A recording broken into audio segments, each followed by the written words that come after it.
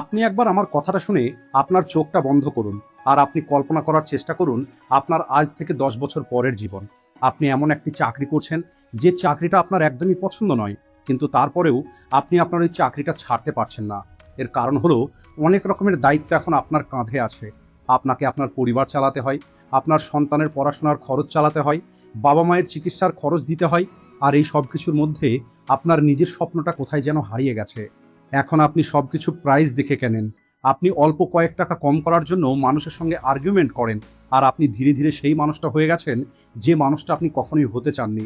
আর এরপরে একদিন গভীর রাতে যখন সবাই ঘুমিয়ে গেছে আর আপনি একা মন খারাপ করে বসে আছেন, তখন আপনি একটি আওয়াজ শুনতে পান।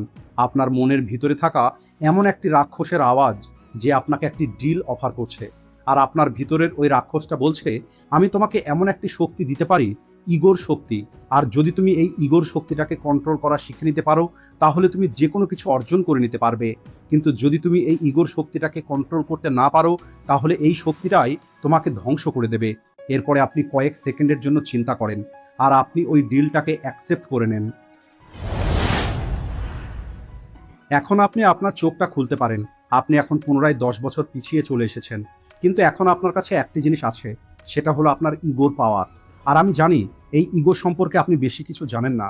আর এই কারণেই আজকের এই ভিডিওতে আমি আপনাদেরকে বলবো ইগো জিনিসটা কি, ইগো কতটা শক্তিশালী হতে পারে, আর আপনি এই ইগোর শক্তিটাকে কিভাবে কন্ট্রোল করে আপনি আপনার জীবনে যে কোনো কিছু অর্জন করতে পারবেন। আর ভিডিও শেষে আমি আপনাদের আমার নিজের জীবনের একটি গল্প শেয়ার করব। আর আমি আপনাদেরকে বলবো কিভাবে আমি আমার ইগোকে ব্যবহার করে প্রায় 25 লক্ষ মানুষের পরিবার তৈরি করেছি। আর আপনিও আপনার ইগোকে ব্যবহার করে কিভাবে নিজেকে আনস্টপেবল তৈরি করতে পারবেন। আর আমি এমনটা এই কারণে করতে পেরেছিলাম কারণ আমি ইগোর শক্তিটা সম্পর্কে জানতাম। আর ওই ইগোর শক্তি সম্পর্কেই এখন আমি আপনাদেরকে বলতে চলেছি। What is ego? এটাই হলো সবার প্রথম প্রশ্ন। ইগো অর্থাৎ অহংকার, এই জিনিসটা আসলে কি? আর যদি আমি আপনাদের এক লাইনে বলি, তাহলে এই ইগো হলো আপনার আসল আইডেন্টিটি। এটা হলো আপনার সেলফ রেসপেক্ট। আপনি নিজেকে কীরকমভাবে দেখেন সেটাই আপনার রিয়ালিটি তৈরি করে। আর এখন যদি আপনি আমাকে জিজ্ঞেস করেন এই পৃথিবীর সব থেকে পাওয়ারফুল ফোর্স কি, তাহলে আমার উত্তর হবে এই ইগোর ফোর্স।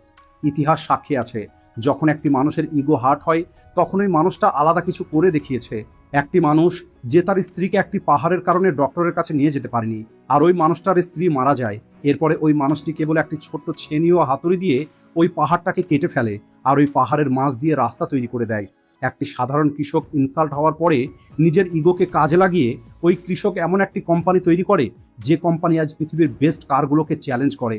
একটি মানুষকে বিদেশে একটি হোটেলে এন্ট্রি হতে দেয়নি, পরবর্তীতে ওই মানুষটি দেশে ফিরে এসে তাজের মতো হোটেল তৈরি করে দেয়। আপনি এই রকমের হাজারো এক্সাম্পল পেয়ে যাবেন। আর এই লিস্ট কখনোই শেষ হবে না।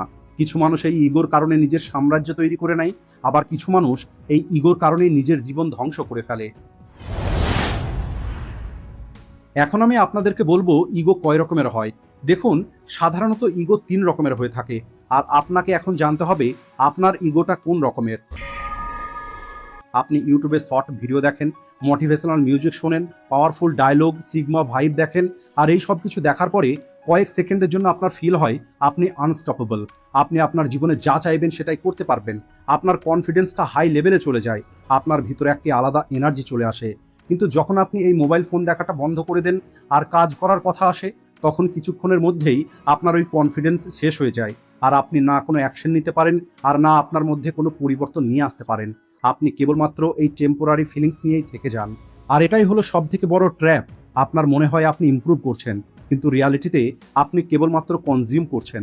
আপনি পাওয়ার ফিল করছেন, কিন্তু ওই পাওয়ারটাকে বিল্ড করতে পারছেন না। আপনি ইমোশন নিয়েছেন, কিন্তু ইমোশনটাকে অ্যাকশনে কনভার্ট করতে পারেননি। আর ধীরে ধীরে আপনি ডোপামিনের অ্যাডিক্ট হয়ে পড়েন। ফেক ইগো আপনাকে ফিল করায় যে আপনি হলেন পাওয়ারফুল, কিন্তু রিয়েল ইগো আপনাকে পাওয়ারফুল তৈরি করে।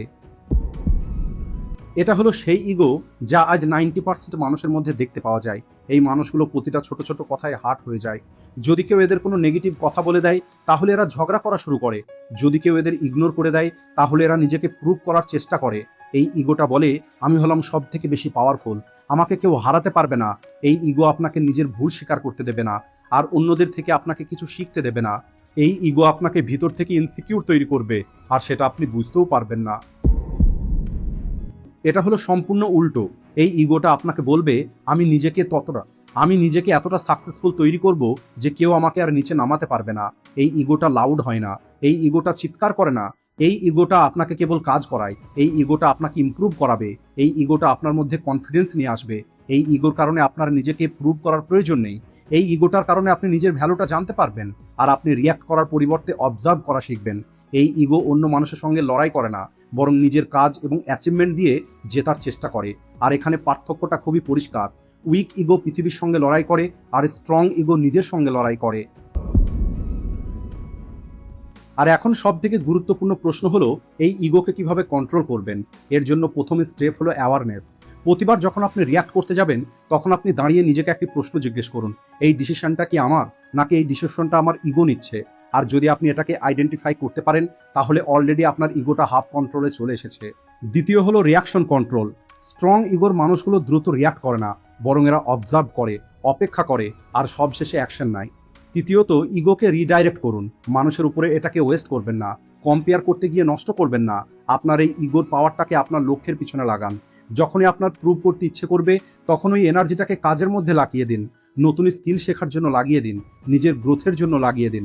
নাম্বার 4, আপনার আইডেন্টিটি বিল্ড করুন। আপনি নিজেকে কিভাবে দেখেন, সেটাই আপনি হয়ে যাবেন। যদি আপনি নিজেকে দুর্বল বলেন, তাহলে আপনি ঠিক তেমনই বিহেভ করবেন। কিন্তু যদি আপনি নিজেকে ডিসিপ্লিন, ফোকাসড এবং স্ট্রং মানুষ মনে করেন, তাহলে আপনার ইগো আপনাকে ঠিক তেমনটাই অ্যাক্ট করতে বাধ্য করবে। কখনো কখনো ইগো হার্ট হওয়ার দরকার আছে, কারণ এটাই আপনার লাইফের টার্নিং পয়েন্ট হতে পারে।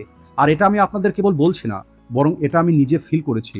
আমার ইগো এত বেশি হার্ট হয়েছিল পার্সোনাল কিছু কারণে, যে আমার জীবনে সব কিছু বদলে গেছে। যদিও সেই গল্পটা অনেক বড়, কিন্তু সেই দিনের পর থেকে আমি আর আগের মানুষটা নেই। যখনই আমি আমার আশেপাশে দেখতাম, আমি আমার পরিবারের অবস্থা দেখতাম, আমি আমার ফ্যামিলির প্রবলেমগুলোকে দেখতাম, তখন আমার ভিতর থেকে কেবল একটি ফিলিংস আসতো, অনেক হয়ে গেছে, এখন পরিবর্তন করতেই হবে।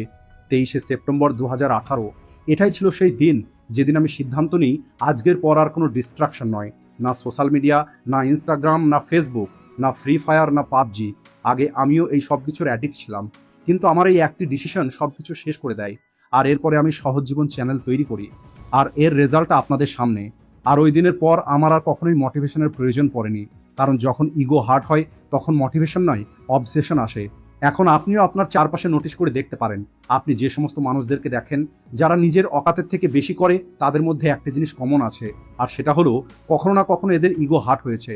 আমি ওই সমস্ত মানুষের কথা বলছি না যাদের কাছে অলরেডি অনেক বেশি টাকা আছে, বরং আমি কথা বলছি ওই মিডল ক্লাস মানুষদের, যাদের ছোট্ট একটি বাড়ি, ছোট্ট একটি চাকরি করে। আপনার বাবা প্রতিদিন অফিসে যাচ্ছে, আপনার জন্য আপনার মা রোজ সকালে ঘুম থেকে উঠছে, আপনার জন্য আপনার বাবা মা নিজের স্বপ্নকে স্যাক্রিফাইস করে দিয়েছে কেবলমাত্র আপনার জন্য। আর আপনি স্কুল অথবা কলেজে গিয়ে বন্ধুদের সঙ্গে টাইম পাস করছেন, আর বাকি সময়টা মোবাইলে নষ্ট করে দিচ্ছেন। আপনি কি চান না আপনার বাবা মাকে তাদের বয়স হওয়ার আগে রিটায়ারমেন্ট দিতে? আর যেদিন আপনি এই জিনিসটা ফিল করবেন, সেই দিনের পর থেকে আপনার আর কোনো মোটিভেশনের প্রয়োজন হবে না, আপনার সমস্ত অ্যাডিকশনগুলো ছেড়ে যাবে। সবশেষে আমি আপনাদের কেবল এতটুকুই বলতে চাই, আপনি কেবলমাত্র একদিন আপনার ফ্যামিলিকে অবজার্ভ করুন। আপনি ফিল করার চেষ্টা করুন আপনার রেসপন্সিবিলিটি কী, ভবিষ্যতে আপনার রেসপন্সিবিলিটি কী হতে চলেছে, আর এরপরে আপনি একটি ডিসিশন নিন। আর যতক্ষণ পর্যন্ত আপনি আপনার গোল অ্যাচিভ না করে নেবেন, ততক্ষণ পর্যন্ত সমস্ত ডিস্ট্রাকশনগুলোকে দূর করে ফেলুন। আর যদি আপনারা আমার কথাটা বুঝে থাকেন, তাহলে কমেন্টে লিখুন, আই উইল চেঞ্জ। আজকের ভিডিওটা এই পর্যন্তই। ভিডিও ভালো লাগলে ভিডিওটিকে লাইক ও শেয়ার করতে ভুলবেন না। Thanks for watching.